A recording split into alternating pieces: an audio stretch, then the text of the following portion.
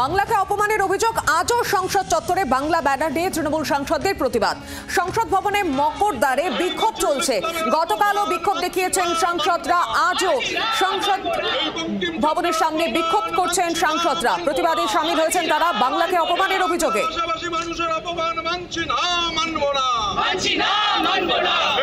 স্বাধীনতার জন্য সব থেকে বেশি রক্ত দেওয়া বাঙালির অপমান মানছি না।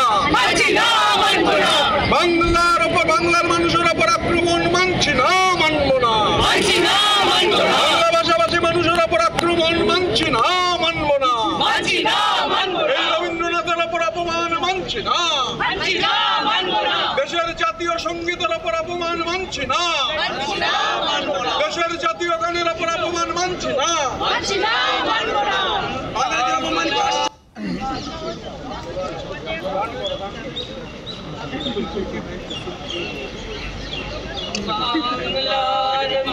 বাংলাকে অপমানের অভিযোগে আবারও সরব হয়েছে সাংসদরা। তৃণমূলের সাংসদরা সেখানে উপস্থিত হয়েছেন, সেই ছবি দেখতে পাচ্ছেন।